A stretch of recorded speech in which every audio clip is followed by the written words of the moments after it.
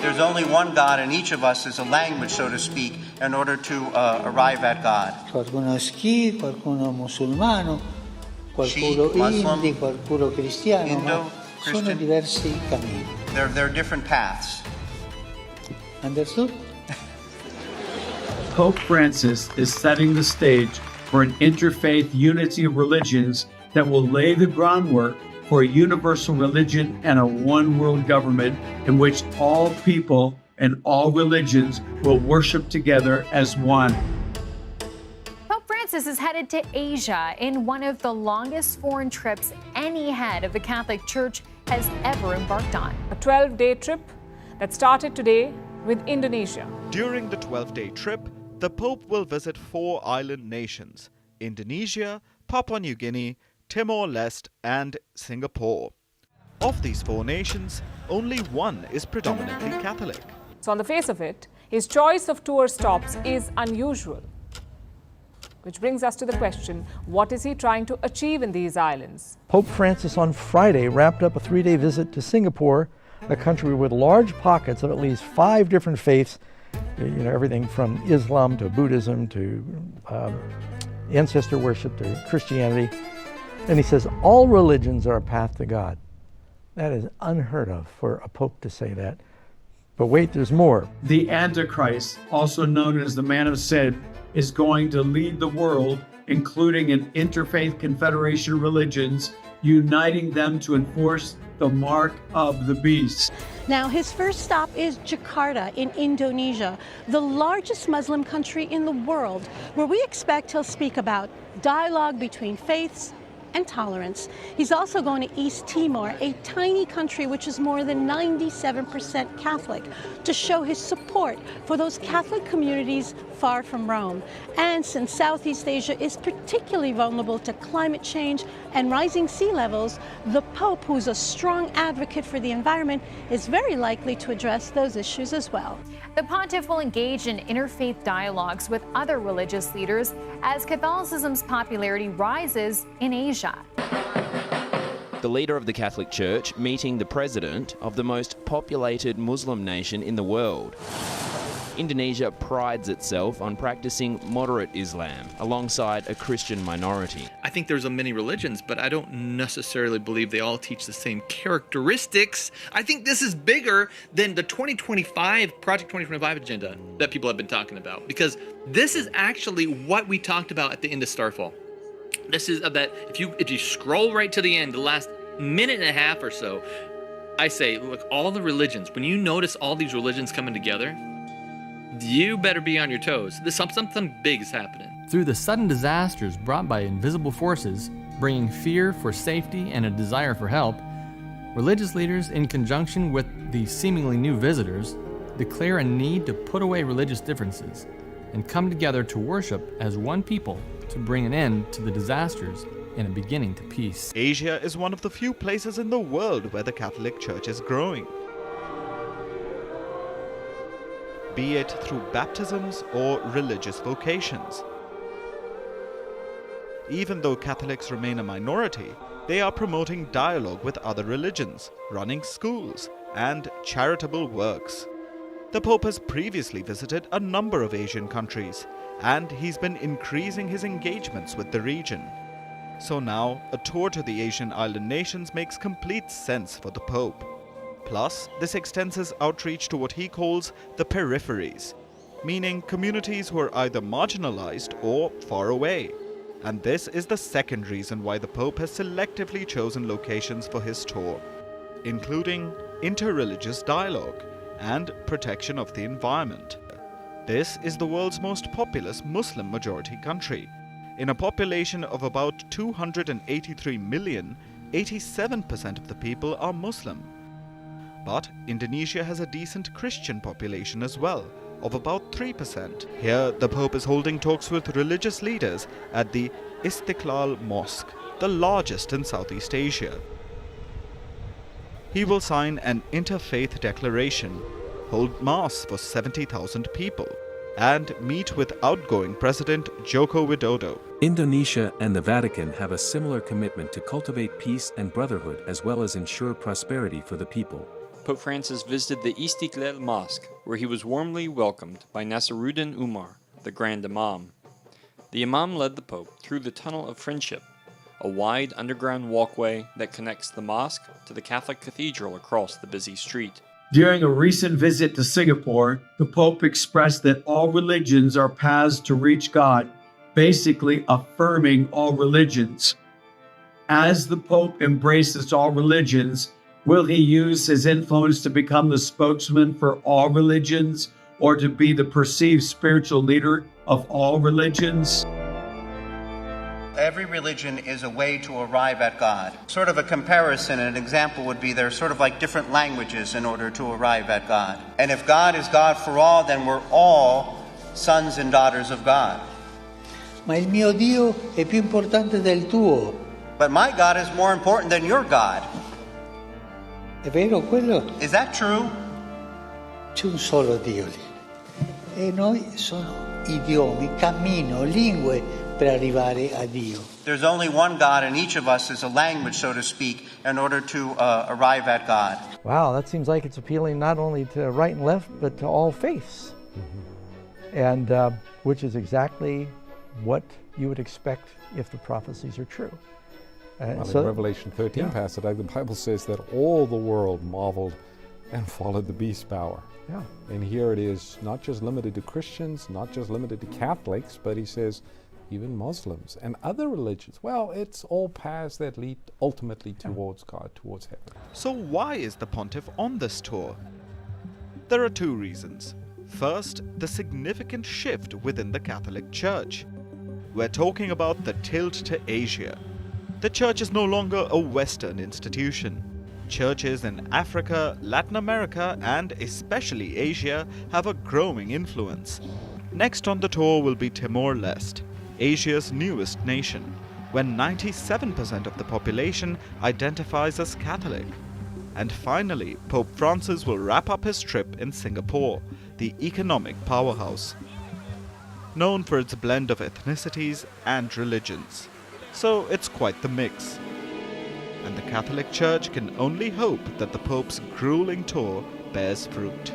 Bible prophecy predicted that there would be a great apostasy that would take place just before the second coming of Christ. And so this is it. This is happening right now. He's teaching children this. This is ecumenicism, coexist. The Pope's been trying to do this all the time, making commercials about we all have the same God, it's love. And so I guess we're going to see Anton LaVey and Aleister Crowley, they had their God, right? It's all just another language to the true God. You can be a satanic, sadistic dude, but as long as you're serving something that's your God, then I guess it leads to the true God. Right. It's insanity. It's like saying, there's any way you go. Brad, come to my house. Which way? Just choose a way, man. Anyway, you'll get here eventually. Sometimes it's just many different ways to my house. Like, how do we just think that there's all these laws of physics and science and nature and all these things, but there's not just one way to God, because there is only one God. And I don't understand where people can just believe that, well, it's not fair to say that my God's the true God and your God isn't. Well, if it's true. Pope Francis is setting the stage for an interfaith unity of religions that will lay the groundwork for a universal religion and a one world government in which all people and all religions will worship together as one. You're seeing a massive wave of Christianity coming, and you're also seeing a massive wave of Satanism. And it seems like we're approaching the final division. The one thing that I really felt strongly a couple of years ago was really strongly, I felt it overwhelmingly, like from outside me, was that there's some form of religious revival coming. I felt that really strongly. And I'm like an extremely secular person. Christianity seems to be growing in power even as the church is collapsing into absurdity. Church leaders, not all, but a lot of them are totally corrupt. I don't know what's going on with the Pope. I'm not Catholic, so I'm not gonna comment on that, but like, whoa, doesn't look like Christianity to me.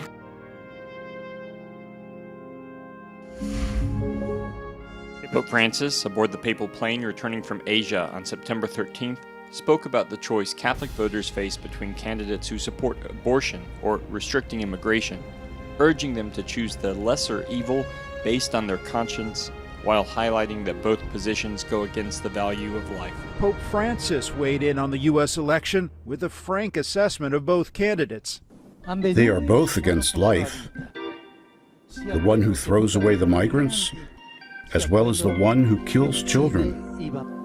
Who is the lesser of two evils? That lady or that gentleman? I don't know. About 52 million Catholics live in the U.S.